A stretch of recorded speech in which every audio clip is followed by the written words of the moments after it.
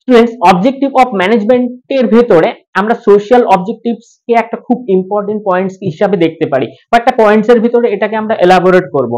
First হচ্ছে, যদি কোনো একটা ফ্যাক্টরি থাকে, একটা এন্টারপ্রেনিয়রের বা একটা মালিকের একটা রেসপন্সিবিলিটি হওয়া উচিত যে আমার ফ্যাক্টরি বা ইন্ডাস্ট্রির আশেপাশে যে লোকাল লোক থাকবে তাদের শিক্ষাগত যোগ্যতা অনুযায়ী বা অশিক্ষিত বা অর্ধশিক্ষিত মানুষও যদি থাকে তাদের ক্যাপাবিলিটিস অনুসারে তাদেরকে একটা এমপ্লয়মেন্ট দেওয়া যেতে পারে। ফার্স্ট পয়েন্ট হচ্ছে এমপ্লয়মেন্ট। তো এই এমপ্লয়মেন্টের ভিতরে তারা তাদের ফ্যামিলিটাকে অনেক বেশি সাপোর্ট দিতে পারবে। যদি ফাইন্যান্সিয়াল অ্যাসিস্ট্যান্স একটা এমপ্লয়মেন্টের মাধ্যমে দিয়ে দেওয়া যায় তাহলে এর থেকে ভালো আর কিছুই হতে পারে না।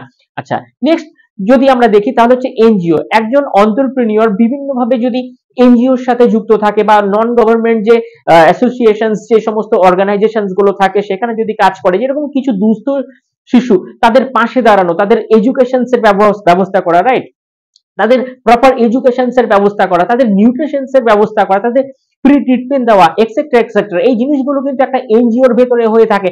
আর এই ঘটনাগুলো যদি যদি এর দায়িত্ব যদি এন্টারপ্রেনিয়ররা নেয় তাহলে সমাজের অনেক দুস্থ বা দারিদ্র সীমার নিচে যে সমস্ত শিশুরা থাকে, যাদের পুষ্টিগত সমস্যা রয়েছে, এডুকেশন পায় না এবং প্রপারলি তারা নিউট্রিশন পায় না, তাদের অনেকটা হেল্প হবে এবং তারা সুনাগরিক হয়ে উঠতে পারবে। আচ্ছা, তো এনজিও একটা বড় সড়ো একটা ফ্যাক্টরস হয়। আচ্ছা, সোশ্যাল অবজেক্টিভস এর মধ্যে লাস্ট পয়েন্ট যেটা হবে সেটা হচ্ছে এনভায়রনমেন্ট।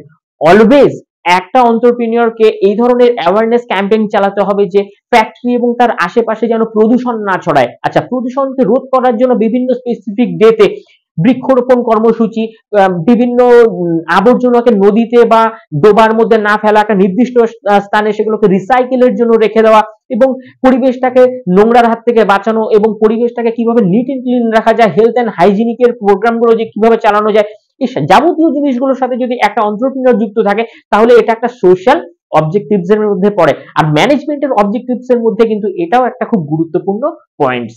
Thank you.